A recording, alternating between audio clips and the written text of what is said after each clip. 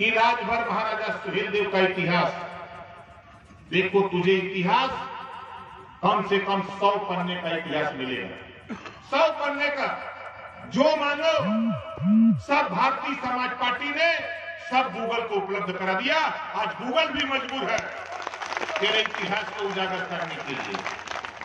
ये अपनी पार्टी की देन है, हमारे नेताओं की देन है कि आज दुनिया को गूगल बता रहा है कि राजभर महाराजा सुहेलदेव कौन थे। 11वीं सदी में जब ये देश 585 राजा इस भारत देश में हुआ करते थे, विदेशों से तमाम आक्रमण हुए, कभी अंग्रेजों का आक्रमण, कभी मुगलों का आक्रमण होता रहा। किसी को उस आक्रमण को रोकने की हिम्मत नहीं थी।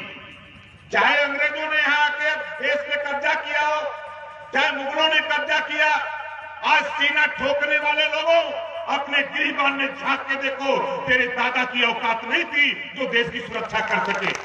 तेरे दादा की औकात नहीं। उंगली उठाते हो, पढ़ो इतिहास। भगवान राम 1.25 लाख, भगवान राम, रावण के पास 1.25 लाख सेना थी, उसको मारे तो भगवान हो गए। यही काम ने किए हैं। महाराजा सुहेलदेव जी देश की एकता अखंडता के लिए विदेशी आक्रमणकारी को खत्म किया।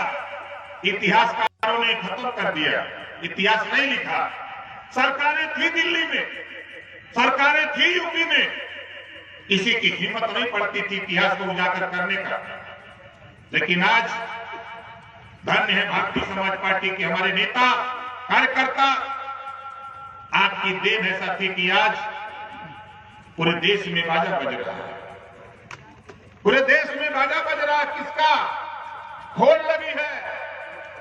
खाली आज अभी एक हमारे पत्रकार साथी ने फोन किया कि कौन सा ये तूफान आपने खड़ा कर दिया कि सभी लोग सुहेलदेव जी को अपने पाले में लाना चाहते हैं। हमने कहा कोई तूफान नहीं, खाली बस 18% आबादी उत्तर प्रदेश में राजभर की है, 18% आबादी मुसलमान की है। यही तूफान खड़ा कर दिया है। इसी नाते सारे लोग परेशान हैं। यही तूफान है, कोई तूफान नहीं। महाराजा सुहेलदेव जी, इनके पिता का नाम बिहारी, माता का नाम जयलक्ष्मी, 4 भाई थे। सुहेलदेव, दलदेव, गुरायदेव और हरदेव, 4 भाई, एक बहन अम्बे। 1009 में पैदा हुए महाराजा सुहेलदेव जी। आज के 887, आज के लगभग 1000 वर्ष पहले पैदा हुए और आज देश के इतिहास में इनका नाम क्यों नहीं लिखा? जे मेहरारू के पीछे लड़ल बा लड़ाई, वो कर इतिहास बा। राम रावण की लड़ाई कितने बजे भई? बोला बहुत मानने वाले लोगों, आज मजा आएगा। आज आप बताओ, राम रावण की लड़ाई कितने बजे भई? देखे हो ना रामायण? सीता बदे रामायण लिख लिया बड़ा का पोखंगा। राम रमन्ना 2 जन्ना, 1 छतरी, 1 बा भन्ना, एक ने एक की नाक चुराई, इसी पे तुलसिया लिखा पथंगा। उन्हें हमारा इतिहास नहीं लिखा। एक बिहार हो जाए बजे तो बड़ा ड्रामा। यह कहानी बात दूसर बात था। आप चला महाभारत, कौरव पांडव, ये लड़ाई कितने बजे भाई? द्रौपदी बोला जोर से, इन्हों को मोट का पोखंगा लिखा गया था। और आगे देखा, आधा उदल इंदल, इन्हों का लड़ाई में कुआ बिलवा चरवा बने, इन्हों को मोट का लिखा था। और महाराजा सुहेलदेव का पतियों का नाम लिखाई, पतियों का भी नहीं दिखाया। उठा के पढ़ लो इतिहास। महाभारत के बाद अगर देश में दूसरा युद्ध हुआ था तो महाराजा सुहेलदेव जी के नेतृत्व में हुआ था। इतना बड़ा महाभारत जो हुआ, उससे बड़ा युद्ध महाराजा सुहेलदेव जी के कार्यकाल में हुआ था। लेकिन पतियों का नाम लिखाई, लेकिन ना मोट कर लिखाई। चला आप देखिए कौन चला आप घेरले हैं सांगली से लेके मुजफ्फरनगर से लेके बागपत से लेके इधर झांसी, चित्रकूट, हमीरपुर, जालौन, मुरई उधर भी घेरे हैं। इलाहाबाद, कौशाम्बी, प्रतापगढ़ घेर दिए हैं। अब पूर्वांचल तो घेरे ही, भले शाहजहांपुर चारों तरफ घेर दिए। अब चिल्लात हूं, और सबसे ज्यादा चिल्लात के बाद भाजपाई बीजेपी वाले बहुत चिल्लात हूं। इन्होंने कहा कि असली राष्ट्रवाद तो हमने है। अरे नकली राष्ट्रवाद का चेहरा पहनने वाले लोगों, बीजेपी के लोगों, अगर मर्द हो तो डिबेट करा लो। तुम जबान से बोलते हो, राष्ट्रवाद की बात तुम जबान से बोलते हो, और जिसके साथ तुम नफरत करते हो मुसलमान के साथ, उसे उठा के देखो, वो 5 जून की नमाज करता है और धरती मां पे अपना माथा टेकता है। ये राष्ट्रवादी है, तुम राष्ट्रवादी नहीं हो सकते। बताओ सही है कि गलत है? ये जबान से बोलते हैं बीजेपी के लोग, मुसलमान को कहते हैं कि ये गलत है। 5 बार दिन में 5 बार वो माथा टेकता है धरती मां को, और एक तुम हो जबान से बोलते हो। और देखो तजुर्बा, हिंदू के ठेकेदारों, हिंदू बनने वाले लोगों, देखो तजुर्बा। हिंदू जब मरता है तो नदी के किनारे, पानी के किनारे, गंगा के किनारे, सरयू के किनारे इनको जलाया जाता है। सही है कि नहीं? हिंदू जलाया जाता है और पानी में बहा दिया जाता है कि बहा के चले जाओ, तुम सागर में चले जाओ, समुद्र में चले जाओ, यहाँ भारत में मत रहना। बोलो है कि नहीं ऐसा? बोलो ऐसा है कि नहीं? जला करके पानी में ढकेल देते हो। मैं अभी हमारे बड़ी माता जी का देहांत हुआ था कुछ दिन पहले। मैं घाट पे गया, जब घाट पे गया वहां देखा तो मैं दूर खड़ा होकर यही सोच रहा था कि बारे हिंदू गंगा माई को बहा के पहुंचा दिए समुद्र में। और मैं साथी वहां से जब लौटा तो मैं, हमारे साथी हैं, उनके पिताजी का देहांत हो गया, मुसलमान, उनके साथ में गया। वहां कब्र खोदी गई, दफनाया गया। मुसलमान तो इसी मिट्टी में, भारत की मिट्टी में दफन हो जाता है और इस भारत की मिट्टी में मिल जाता है। तुम तो गंगा के सहारे चले जाते हो हिंदू के ठेकेदारों, और कहते हो ओम प्रकाश राजभर जवान था लूंगा तेरा। तब तक मैं चुप था, लेकिन अब नफरत की राजनीति नहीं, नफरत की राजनीति नहीं।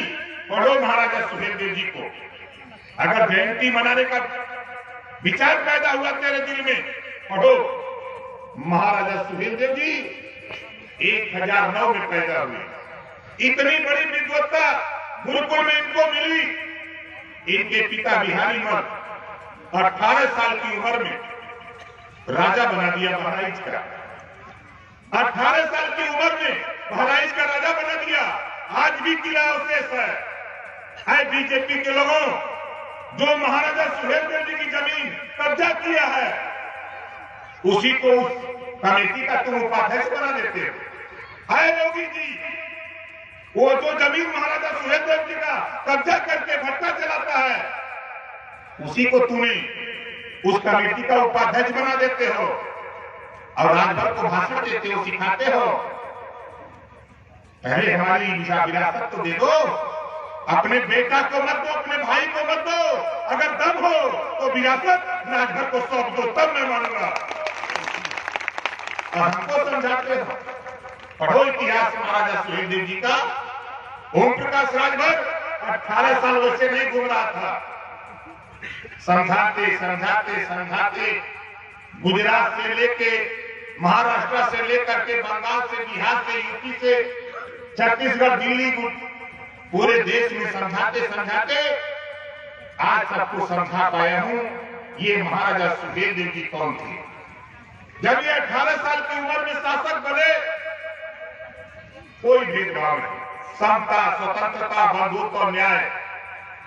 महाराजा सुहेलदेव जी के शासन में समानता थी, एकता थी, भाईचारा था, मिल्लत थी, सबको समान अधिकार था।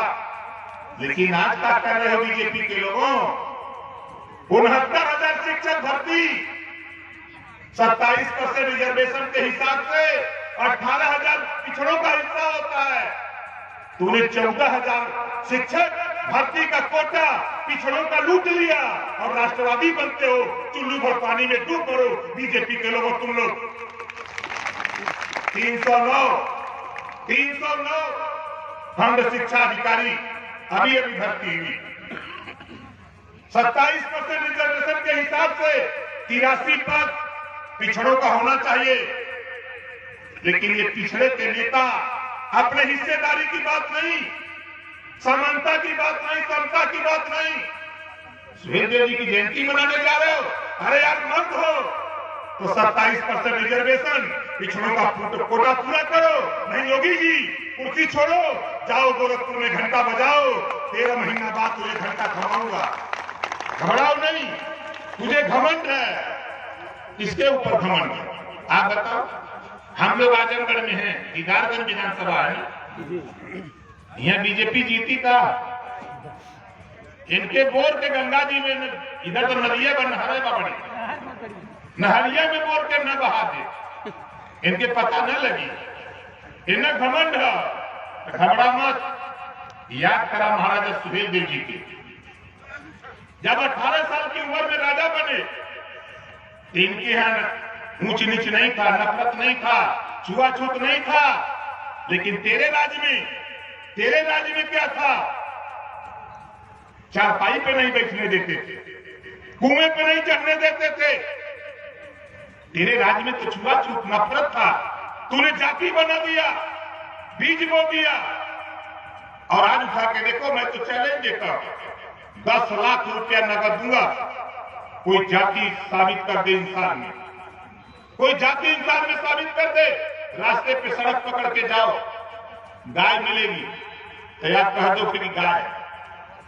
अगर भैंस मिल गई तो उसको भी गाय कहोगे, भैंस कहोगे। आगे जाओ, अगर बकरी मिल गई तो उसको बकरी कहोगे। आगे जाओ, हाथी मिल गई, हाथी कहोगे। लेकिन अगर सड़क पे चाहे साइकिल से जाए, चाहे मोटरसाइकिल से जाए, चाहे 4 व्हीलर से जाए, चाहे वो लुंगी पहन के हो, शर्ट पहन के हो, चाहे जींस और शर्ट पहन के हो, चाहे कुर्ता पैजामा पहन के किसी जाति का हो, सड़क पे देख के आप पहचान सकते हो? सड़क पे जाने वाले व्यक्ति को क्या देख के पहचान सकते हो? नहीं। जाति जानवरों में होती है, जाति पेड़ों में होती है। आम का पेड़, बबूल का पेड़, नीम का पेड़, जामुन का पेड़, गूलर का पेड़, पकड़ी का पेड़ देख करके आप पहचान सकते हो। लेकिन ये मंच पर बैठे हुए आप बता सकते हो, जो व्यक्ति नहीं जानता कि ये इस बिरादरी के हैं, क्या देख के आप बता सकते हो कि ये इस जाति के बैठे लोग हैं?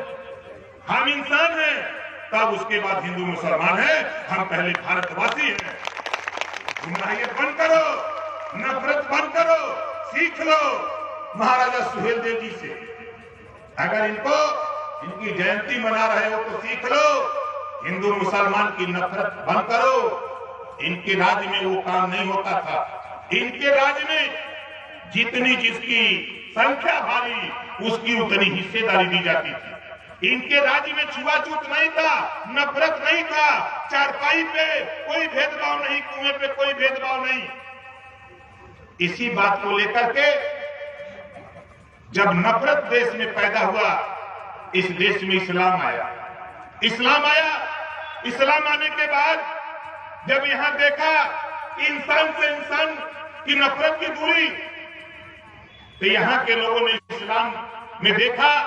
जब सिंध प्रांत के दाहिर राजा को एक विदेशी राजा ने मारा, जीत में भोज दिया, एक लाइन में सब लोग बैठ के खा रहे थे, एक लाइन में। तो यहाँ के जाति व्यवस्था से उबे हुए लोग उन राजाओं से मिले कि भाई हमको भी अपना धर्म कबूल कराओ। जब तेरे घर में छुआछूत नहीं, भेदभाव नहीं, नफरत नहीं, तो हम तेरे साथ मिल करके हम इस्लाम कबूल करेंगे, हम तेरे साथ रहेंगे। पढ़ो इतिहास, बीजेपी के लोगों पढ़ लो इतिहास। अगर इतिहास गलत हो तो ओम प्रकाश सागर को फांसी की सजा भी मंजूर है। मुझे इतिहास पढ़ो बेईमानो, गुमराह करते हो। उसको